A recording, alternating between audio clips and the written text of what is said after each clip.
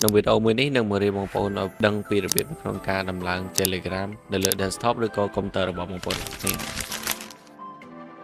មានបងប្អូនចូលទៅកាន់នៅក្នុង Google តមកទៀតបងប្អូនចូលទៅកាន់កន្លែង search ឬហើយយើងសេពីថា Telegram desktop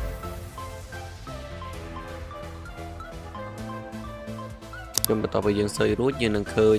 website នៅខាងលើគេដែលគេដាក់ Telegram desktop អញ្ចឹងយើងចុចទៅលើ website មួយនឹងមកយើងនឹងឃើញកន្លែង download ហើយអញ្ចឹងបងប្អូនចុច download កន្លែងដែលគេដាក់មុខ KQ នឹងមក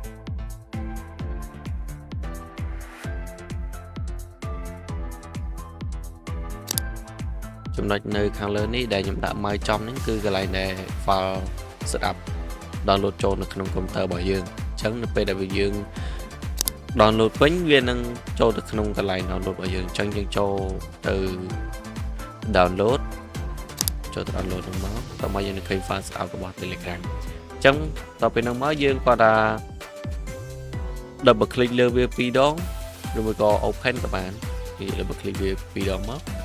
ពេញទាំងបែបនេះយើងអញ្ចឹងតមកចុច OK តមកចុច next បន្តយើងចុច OK តមកចុច next បន្តទៀតកន្លែងនេះយើងមិនមើលទេតមកទៀតចុចពីថា install ហ្នឹងមកអញ្ចឹងរងចាំឲ្យវា install ពេញឬហើយវានឹងបើកទាំងកម្មវិធី Telegram របស់យើងដោយ auto ទាំងអស់នេះជា finish ហ្នឹងមកអូខេយើងបិទកម្មវិធីចេញនេះវា load មកហើយអញ្ចឹងយើងបើកសារថ្មីមកវា load ចូលក្នុង desktop របស់យើងហើយអញ្ចឹងយើងចុចបាក់វាមកហើយអ្នកនេះគាត់ថាការ account ឬមួយក៏អ្នកនេះមាន account SAP អាចសាច់ចូលទៅតែប៉ុណ្្នឹងគឺចប់អមរៃពីរៃទីចុងក្រោយអ្នកនេះកុំភ្លេចជួយ subscribe ឲ្យមីតផងដើម្បីទទួលបានវីដេអូថ្មីៗបន្តទៀត